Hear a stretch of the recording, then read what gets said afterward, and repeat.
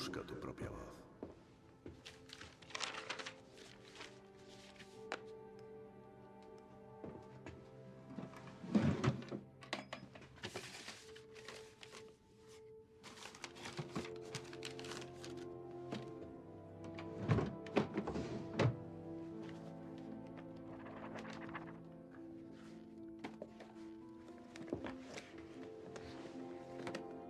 Una lúgubre noche de noviembre.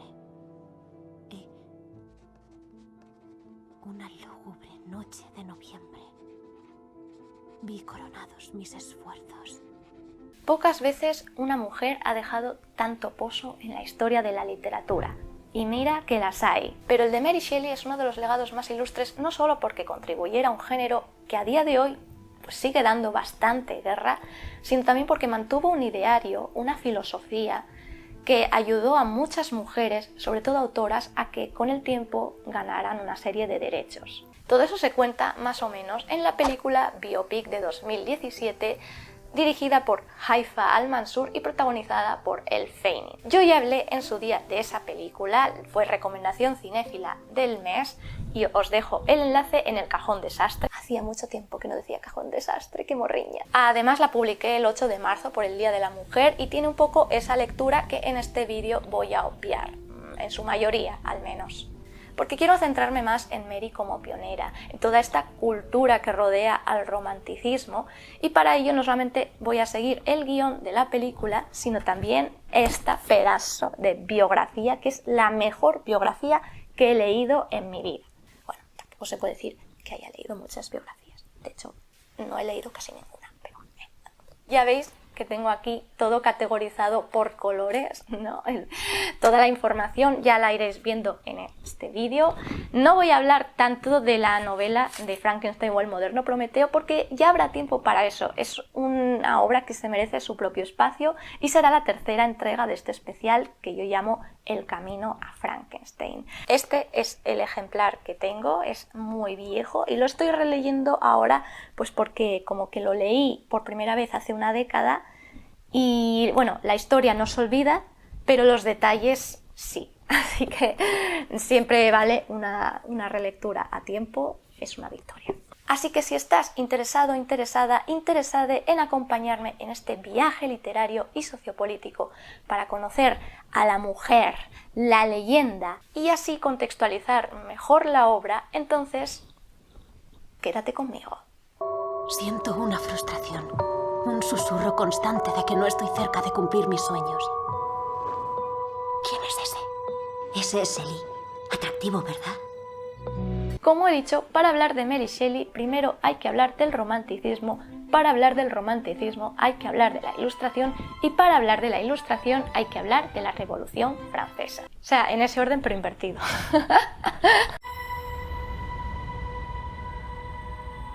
Un jour viendra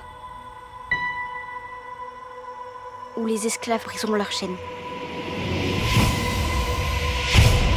Et où les damnés de la terre s'uniront pour faire entendre le cri de leur révolte. Nos encontramos en una época en la que los ideales tradicionales ya no sirven. La razón se lo cuestiona todo. El pueblo pasa hambre y quiere mejor calidad de vida. Tal y como se comenta en el libro, era una época de progreso, ciencia y razón, pero también bañada en sangre. Una época de caos y rupturas en la que, sin embargo, muchos creían que el pensamiento racional triunfaría y la lógica guiaría a Gran Bretaña y al mundo para salir de las tinieblas, hacia la luz, elevando la cultura a nuevas cumbres de refinamiento y realización. En la película no hay ninguna referencia a la Revolución Francesa, pero sí que se percibe, sí que se observa también este ambiente de intelectualismo, ¿no? A través de la figura de William Godwin, el padre de Mary.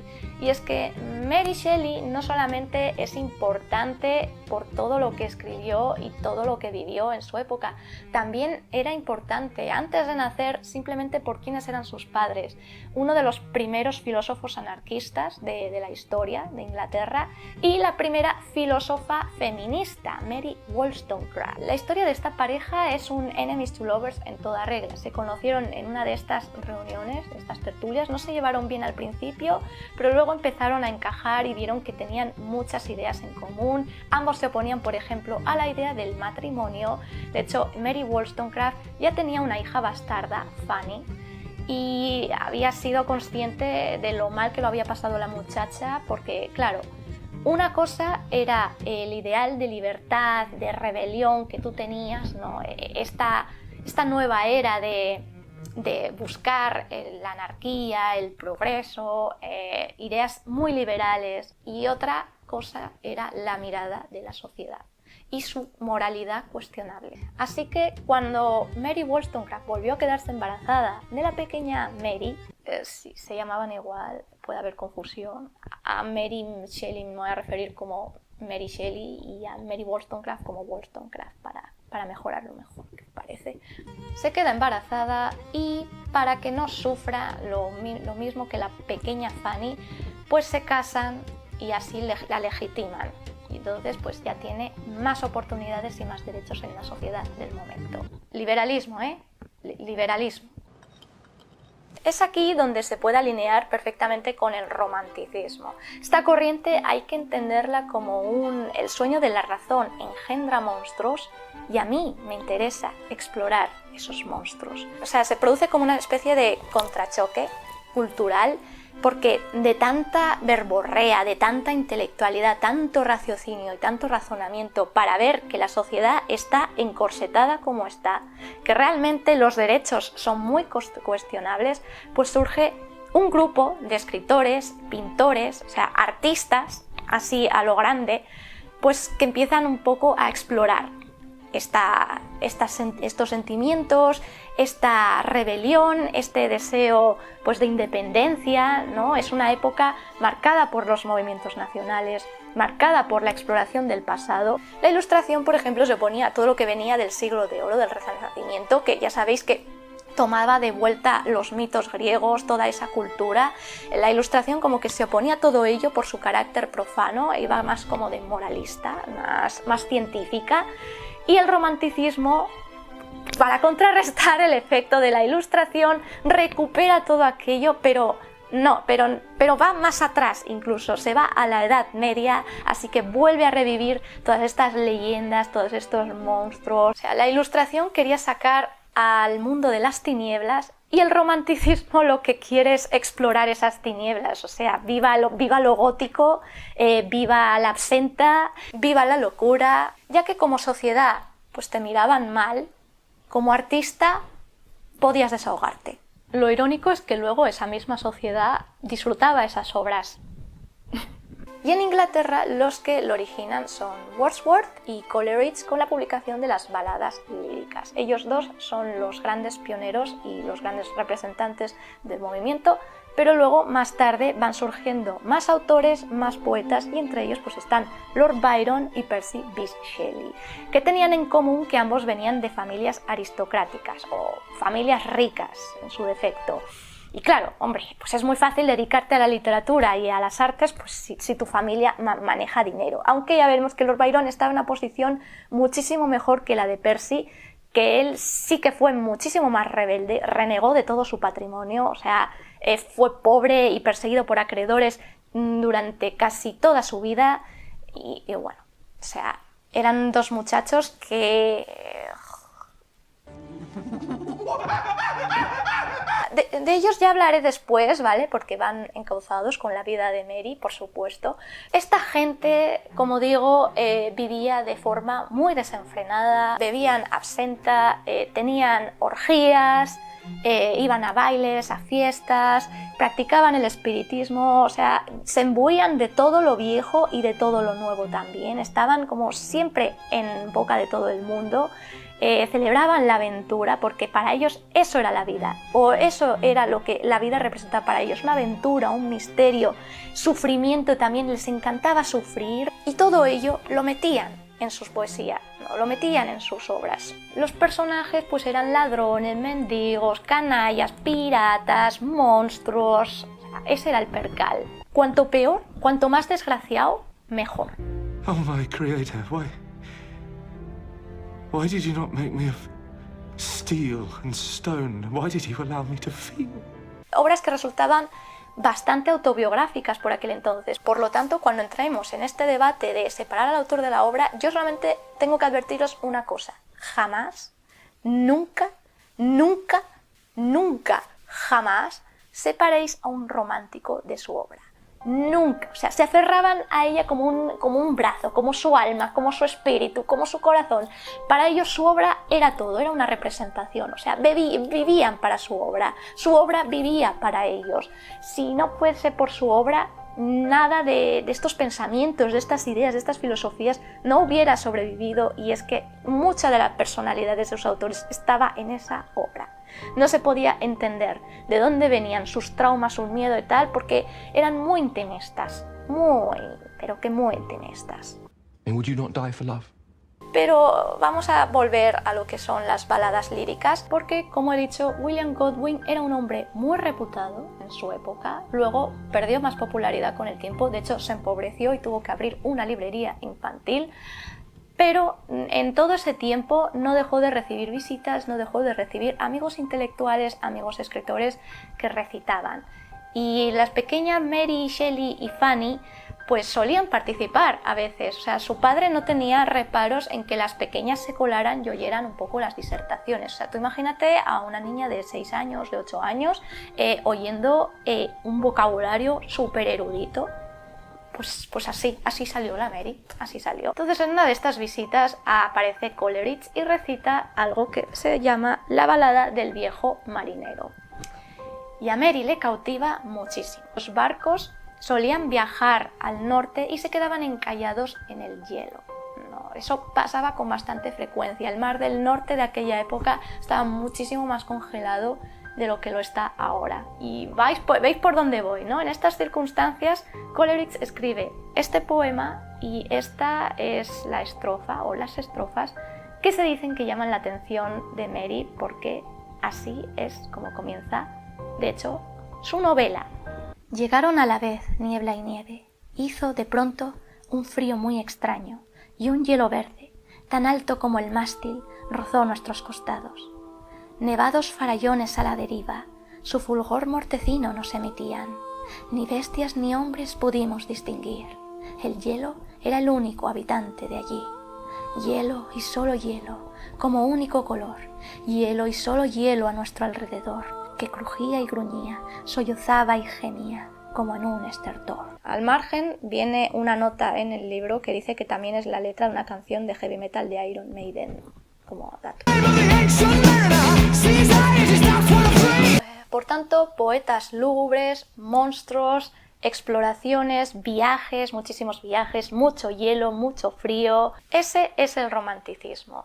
Así que nos toca el siguiente capítulo de este vídeo, más centrado en la ciencia. ¿Quién entre ustedes se ha preguntado si los muertos podrían revivir? Seguimos en una época de muchos cambios. Ya hemos visto un poco más la parte sociopolítica, ¿no? Revoluciones, transformación de la mentalidad, la razón, los sentimientos, cómo luchan un poco entre sí, estas ideas liberales, cómo se van imponiendo, pero que todavía hay una parte de la sociedad muy retraída, muy religiosa. La religión es imperante a lo largo de todo el siglo, a pesar de los avances científicos que se producen especialmente a raíz de la revolución industrial. Una revolución que viene en dos etapas. La primera, pues desde 1780, 90, 60, 1760, ¿verdad? Tengo aquí la chuleta. 1760 hasta 1840 y luego pues ya la segunda de 1870 hasta 1914, que es cuando se origina la Primera Guerra Mundial, ya sabéis. Esta revolución industrial, la primera ola por lo menos, está marcada por dos grandes avances, dos grandes descubrimientos, que son el carbón y la electricidad, con lo que mejoran bastante los servicios y además se fomentan los experimentos. Ahora bien, había avance en todo menos un poco la sanidad. La Mary Wollstonecraft falleció por una negligencia médica, una negligencia tan negligente como meterte a sacarte una placenta a mano abierta. O sea, es que la muchacha tenía 40 años, pero la muchacha murió por infección. O sea, triste final para la primera filósofa feminista de la historia. Morir en manos de un hombre, literal. Así que digamos que mejora todo a nivel industrial, a nivel técnico, pero la salubridad pues está un poco ahí va, ahí sigue. ¡Me estoy muriendo! Bueno, más adelante ya se produjeron pues, los primeros avances, el psicoanálisis, ¿no? Pero bueno, ¿qué te quiero decir? Que hasta bien entrado el siglo la gente con enfermedades mentales seguía yendo al loquero, al manicomio. En esa época eran manicomios, o sea, psicólogos como tales no había, había alienistas. En 1790, un anatomista italiano llamado Luigi Galvani, que tenía mucha chispa, descubrió que practicándole un electroshock a una rana, al cadáver de una rana, podía moverla. Claro, hoy en día sabemos que el electroshock, lo que es revivir a los muertos, pues a ver, una cosa es revivir algo que está recién muerto, recién parado, cuando todavía tiene funciones cerebrales, todavía la sangre le fluye porque no ha recibido la orden de detenerse, de parada cardíaca, simplemente ya está. Y otra cosa es intentar revivir a un cadáver, ¿no? Eso nosotros lo sabemos, en esa época no. Tampoco se veía de la misma forma el progreso en las grandes ciudades que en los pueblos. Para ello os recomiendo ver mi crítica de La serpiente de Essex, esa miniserie de Apple, porque creo que lo refleja bastante bien, esta diferencia y cómo pugnaban un poco lo filosófico, lo científico con las creencias y las supersticiones de la época. Por lo tanto, de aquí surgieron las teorías de la electricidad galvánica, teorías que por cierto se mencionan en Penny Dreadful, en la que pues podías utilizar la electricidad para manipular los cuerpos. El sobrino de Luigi fue más lejos todavía, Giovanni Aldini, y realizó una gira por Europa, lo convirtió en un espectáculo, o sea, consiguió que la cabeza de un ternero eructara a base de electroshocks. Luego hubo otro, Andrew Ure, que practicó lo mismo sobre el cuerpo de un asesino, o sea, la gente salía escopetada, porque sí, la gente iba a ver estos espectáculos, se morían por ver estos espectáculos. No había muchos entretenimientos en la época, así que no había mayor plan para un viernes por la noche que ir a ver a muertos bailando en la SRG por medio de electroshock. O sea, se emocionaban por el... Estaba ese entretenimiento por un lado y luego también las sesiones de espiritismo. Ojo, que esas también eran súper populares en el momento. ¿Dónde está el raciocinio? Yo no lo veo.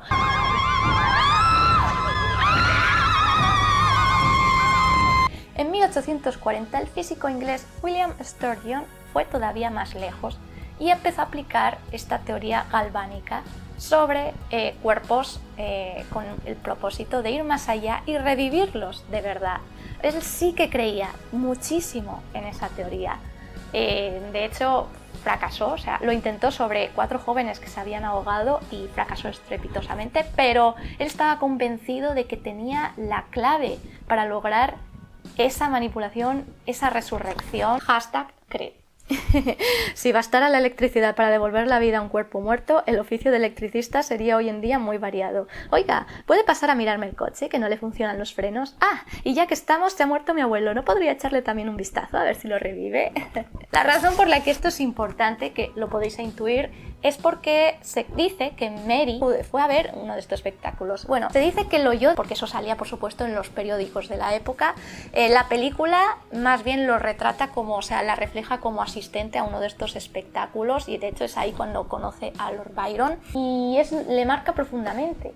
Hay que entender que Mary en esa época estaba en una situación muy delicada. La muchacha había sufrido una pérdida muy grande, muy importante.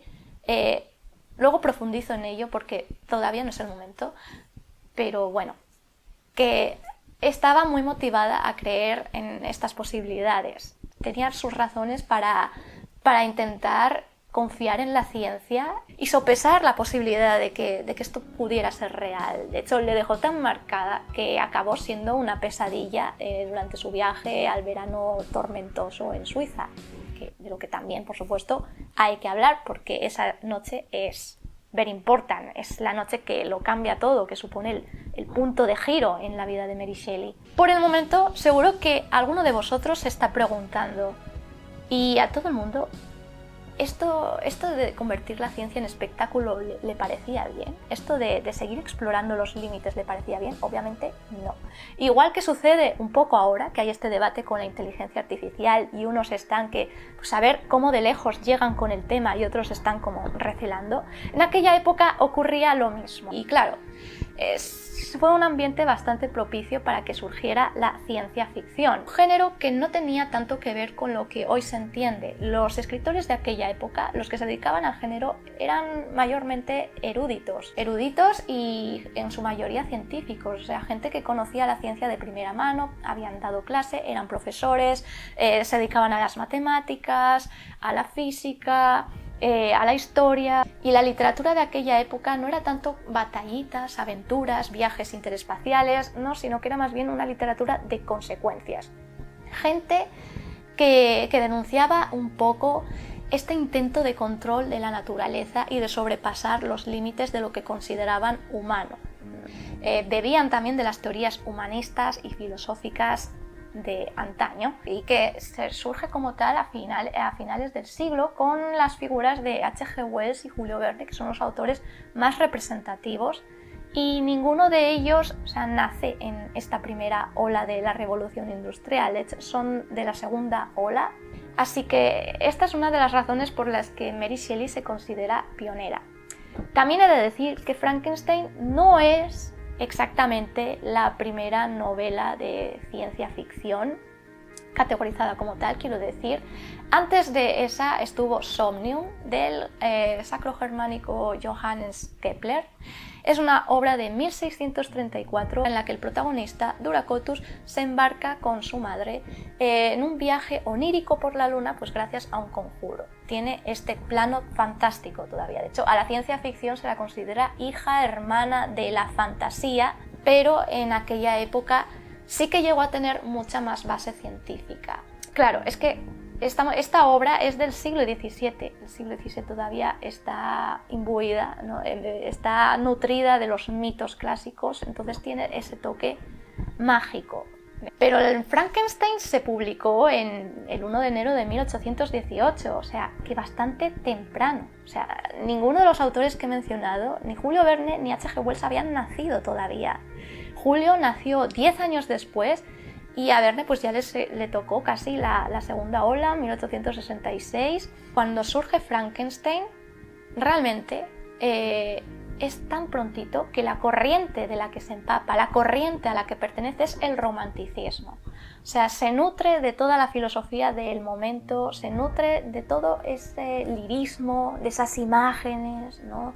Ese misterio también, esa oscuridad. Es la forma por la que entendemos que Mary escribe así. Así es como ella perfila su estilo. Así que, a pesar de no ser la primera novela de ciencia ficción, fue bastante importante para que este género se asentase y más personas, hombres y mujeres, cogieran todo el progreso de su época, todos estos avances, y empezaran a discutir y a debatir sobre ellos de una forma ficticia. Digamos que de H.G. Wells viene toda la vertiente más distópica, mientras que Julio Verne desató la corriente más aventurera. La ciencia ficción con este carácter continuó también a lo largo del siglo XX. Más o menos empezó a ser lo que es hoy en día en los años 80.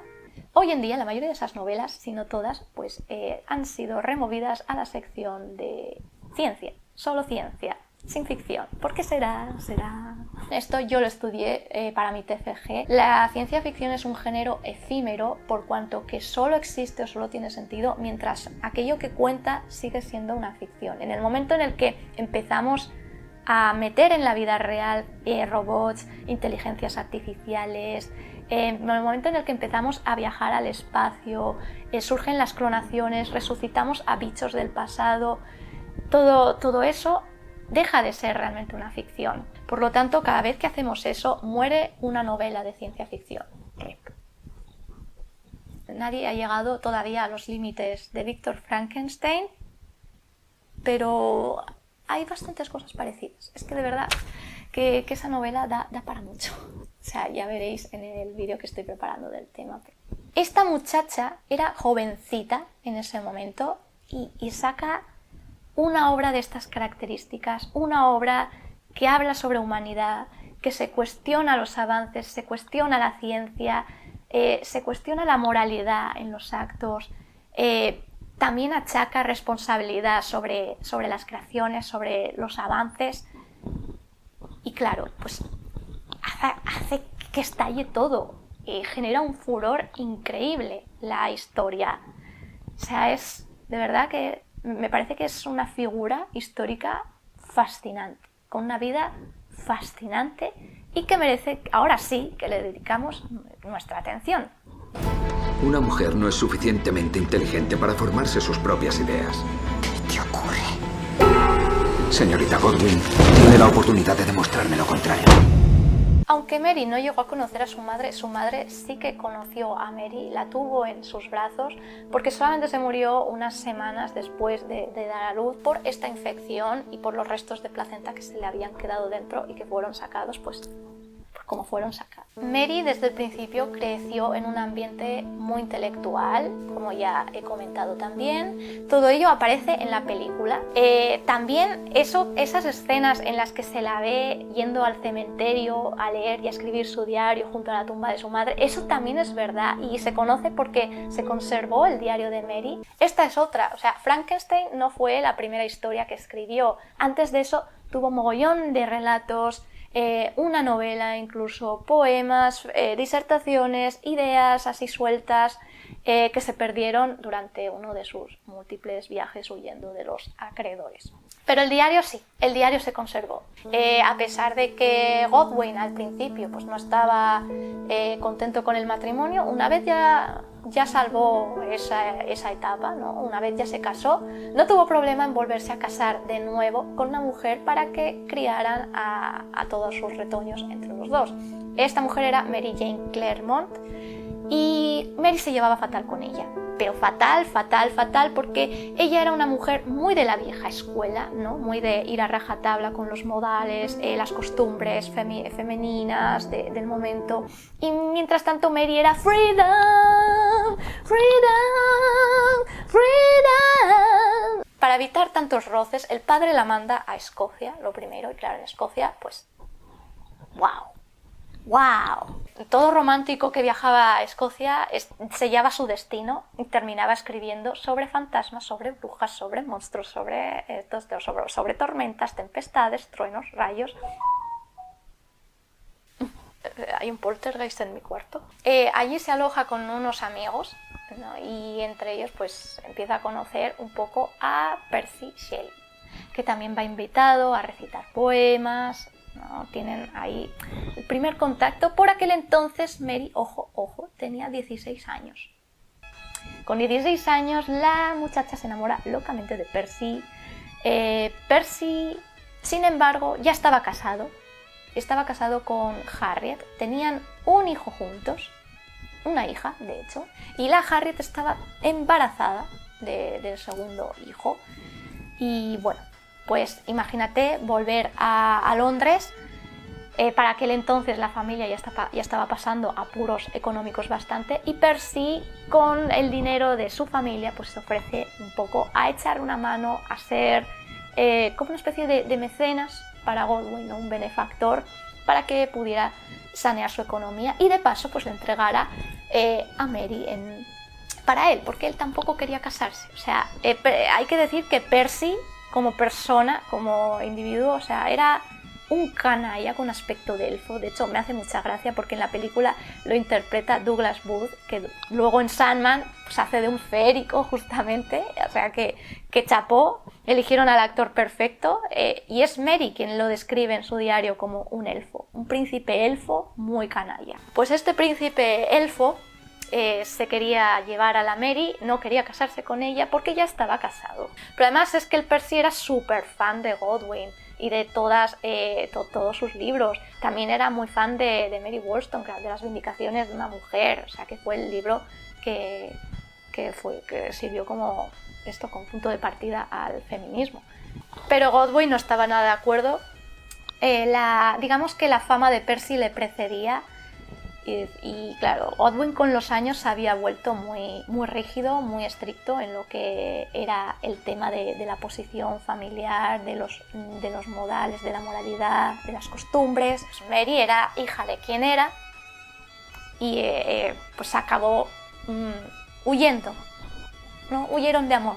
Se declararon amor en el cementerio junto a la tumba de Mary Wollstonecraft. De hecho, cuenta la biografía que que llegaron a dar el paso, o sea, llegaron ahí y, bueno, como la mujer, como no cayó un rayo, se lo tomaron como una bendición de la madre, así que huyeron juntos, ¿no? Y se llevaron a la hermanastra de Mary, no a Fanny, que Fanny era la hija de Wollstonecraft.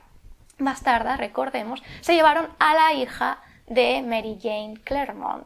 Jane, sí, de los nombres en esta época, o sea, es tan typical English. Jane, que más tarde se renombraría como Claire porque le sonaba como mucho más romántico, más importante, más legendario.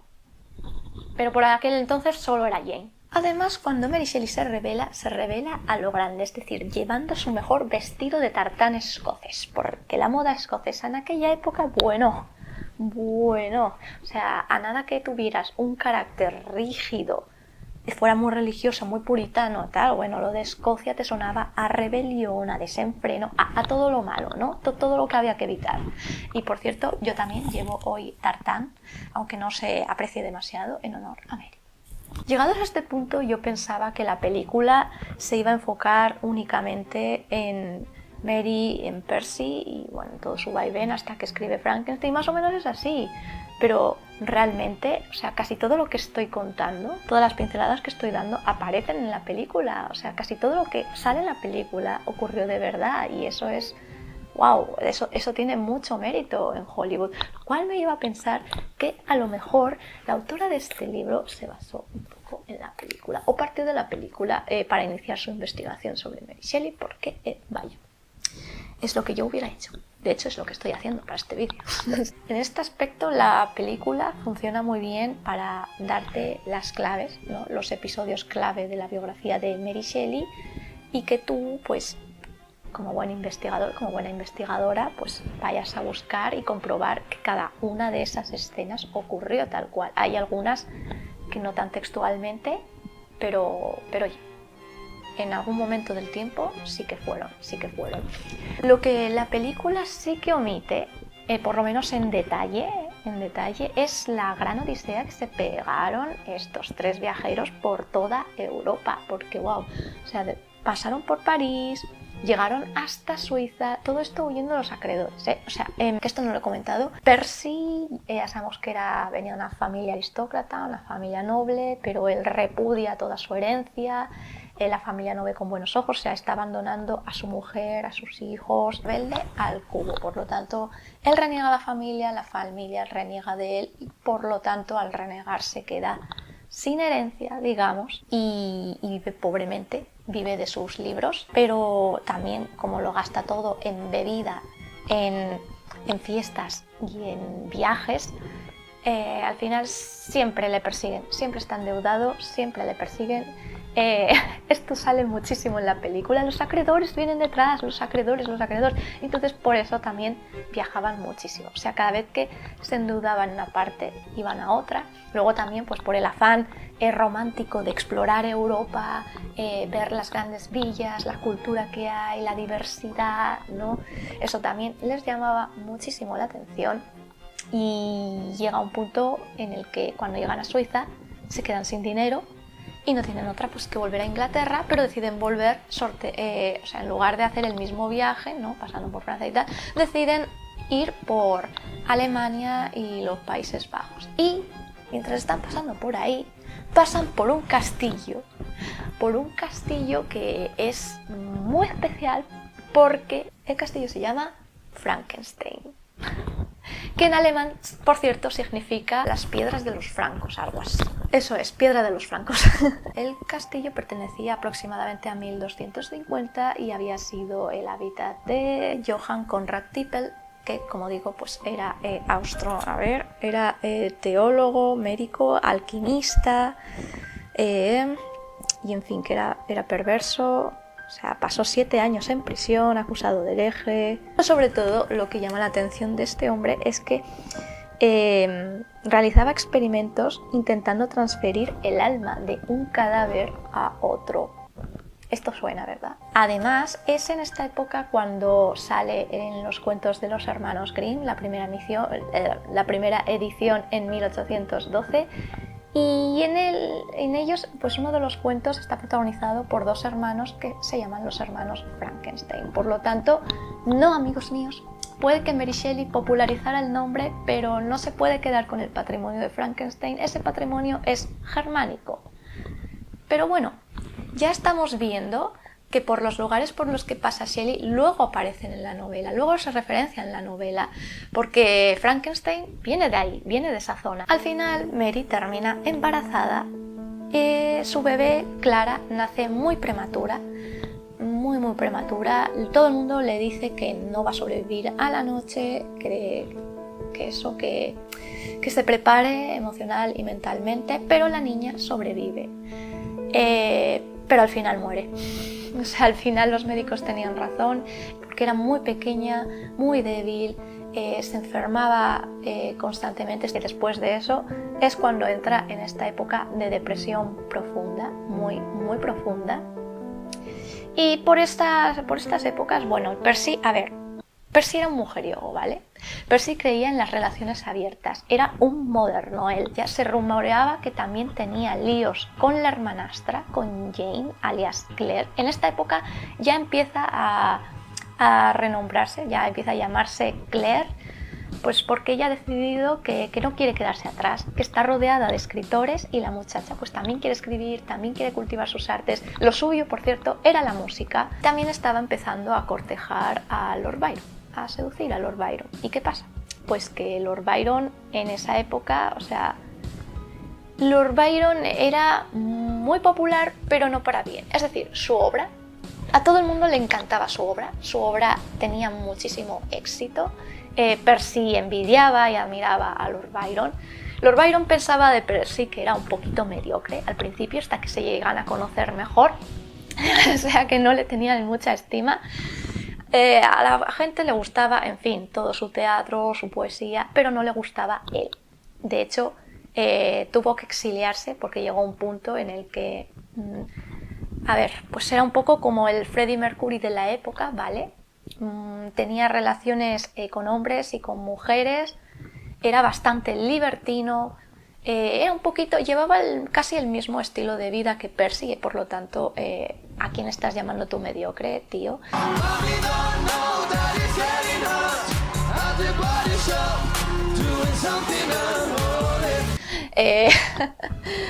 Pero bueno, estaba con una posición mucho más importante dentro del mundo de la literatura y de la aristocracia, y pues todas estas manías, estos vicios que él tenía no estaban muy bien vistos, así que al final tuvo que exiliarse y se fue a Suiza, a un bonito rincón junto a un lago llamado Villa Diodati, que yo a veces cuando me lío la llamo la Villa Dodoti. Pues ahí son invitados Percy, Mary y Claire. En realidad Claire era la invitada, pero termina arrastrando al resto de la troupe a Villa Diodati, donde les esperan Lord Byron y su médico personal, John Polidori. ¡Mr. Shelley!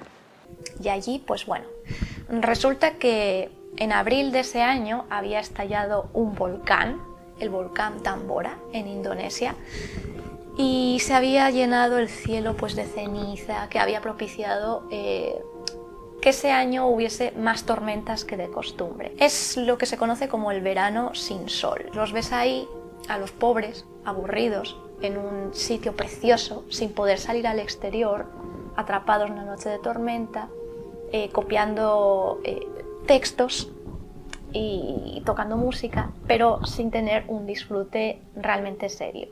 Es en ese momento cuando Lord Byron propone el famoso concurso que dio lugar y que todo el mundo conoce a unas de las mejores obras. Aunque ahí los famosos eran Percy y Byron, ninguno de ellos llegó a terminar realmente su texto. Aquí los únicos que se pusieron manos a la obra fueron Polidori y Mary. O sea, Polidori creó un relato corto llamado El vampiro, que durante un polémico momento, una polémica temporada, fue atribuida a Lord Byron, pero es que tanto Polidori como Lord Byron pusieron el grito en el cielo. O sea, Byron no quería reconocer eso como suyo, no le caía bien Polidori, Se burlaba de Polidori, creía que no tenía ningún talento, así que el hecho de que le atribuyeran un relato escrito por Polidori es que le hacía vomitar, o sea, le producía arcadas, le enervaba muchísimo. Así que fue el primero que dijo, perdona, pero ese texto no es mío.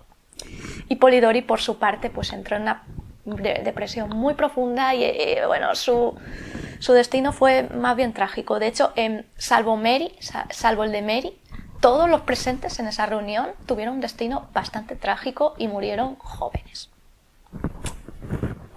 Mary lo sobrevivió a todos y no solo ella, también su obra. O me vais a decir, ¿quién se acuerda de los poemas de Percy, salvo el Adonais? Y porque lo citan en Penny Dreadful y lo cita Frankenstein, o sea, no por otra cosa. Al tener un nuevo proyecto donde depositar toda la rabia y la pena que hasta entonces había sentido, el ánimo de Mary mejora bastante y se queda embarazada de su segundo hijo, al que llama William en un intento de hacer las paces con su padre, que aún le guarda rencor.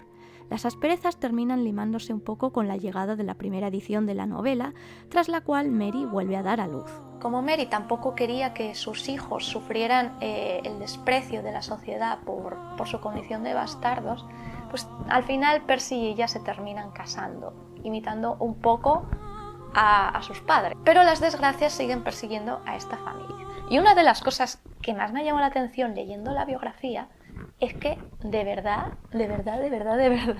casi todos los acontecimientos importantes que rodean a esta mujer suceden en septiembre. Es una cosa que yo no entiendo. Maldito mes. Bueno, pues en septiembre ocurren otras dos tragedias relacionadas con Mary y con Percy.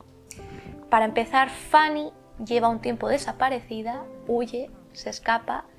Se rumorea que quiere reiniciar la academia de su madre, de Wollstonecraft, que ahora está al cargo de sus hermanas, pero no sale bien, sale fatal. Está viviendo una vida muy asquete y se siente un poco olvidada por todos y al final pues... y no es la única, porque la exmujer, vamos a llamarla exmujer, aunque en teoría no estaban divorciados, la exmujer de Percy, pues también. Percy lucha por la custodia de los niños, pero no se los devuelven. Esto no sale en la película y además Fanny no es un personaje en la película, Fanny no aparece nunca. Harriet sí, y se menciona esta tragedia de Harriet, pero no se muestra esta lucha de Percy por recuperar la custodia de los hijos y tal, que al final terminan en un orfanato. Además, Claire también se queda embarazada de Lord Byron. Lord Byron reniega del bebé hasta que Percy le convence y consigue pues, que le mande por lo menos una indemnización, un pequeño pago mensual para que Claire se pueda hacer cargo de la niña. Y lo de Percy es incluso más trágico porque ya parecía que habían superado todas las adversidades, ¿no? Que a pesar de los engaños, a pesar de todas las pérdidas, a pesar de la absenta, a pesar de las deudas, el matrimonio había conseguido salvarse y Mary todavía, no sé cómo, la verdad, seguía enamorada de ese tío. En fin, se querían mucho, querían sufrir. Espíritu romántico. Yo eso es lo único que no comparto de este movimiento, de esta filosofía de vida, la verdad. Pero bueno, Mary quería a Percy, se quedan con él, están juntos toda la vida y Percy un buen día pues decide navegar con un amigo suyo y ya no vuelve. O sea, el barco se hunde. Y es que además Mary, por ser Mary, tenía ya un presentimiento, ¿no? de que se iba a desatar una tormenta muy heavy. Se lo advierte en plan, oye cariño, ¿podrías no viajar hoy? Porque es que no sé, tengo así como un instinto, como una cosa, como un déjà vu ahí que no sé, mal rollo, ¿sabes? Mal agüero. Pero Percy le ignora, ella se entera cuando es muy tarde que ha embarcado y bueno, el barco se hunde y días después se recuperan los restos, se recupera el cadáver de Percy y bueno, Mary lo va a llorar toda su vida.